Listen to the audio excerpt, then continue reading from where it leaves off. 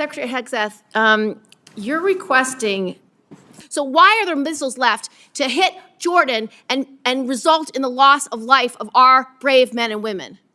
As we stated from the beginning, the Iranian defense industrial base is effectively gone, but they do have underground facilities because they're the world's leading state sponsor of terrorism, and they've spent 47 years trying to hide their missiles under mountains, just like their nuclear capabilities, because they would like to get a nuclear weapon to wield it against us. You just don't know what version of the war to believe, because it's either over or it's not over. It's within 2 weeks or it's not 2 weeks. We have no missiles or we have missiles. And that consternation is why so many New Yorkers are perplexed, stressed out, and find this war to be incredibly unpopular because they don't understand the choices that the president's making. They don't agree with those choices. Secretary Rollins. Much, and thank all of you all for your service to our country.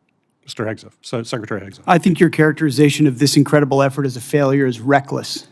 And I think it's irresponsible. And I think it smears the sacrifice of the troops that are out there making on behalf of the American people to ensure that Iran never gets a nuclear weapon. Shame on you and others who call this a quagmire and a failure, and then you want to turn around and say you support the warfighter. Either you do or you don't. Is the nuclear material still there, I can get you a ticket out to CENTCOM and talk to what those Americans are doing, and how committed they are to this effort, and how they want to ensure that Iran never threatens their families with a nuclear weapon. That's the kind of intensity that our warfighters have about making sure that Iran isn't capable of doing that. Secretary Hegseth, if you listen to my comments, you would have heard me say how amazing our warfighters are. I heard failure. And the word heard, I heard exactly what you said. I will tell you how I use the word failure, because I use the word failure to their leaders. You, sir, are the failure, not the men and women who are on that front line, not the men and women who hold up their honor with distinction. But if there's a lack of a winning strategy, they're in harm's way. Their leaders have failed them.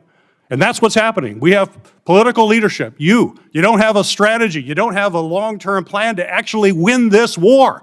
Win the war.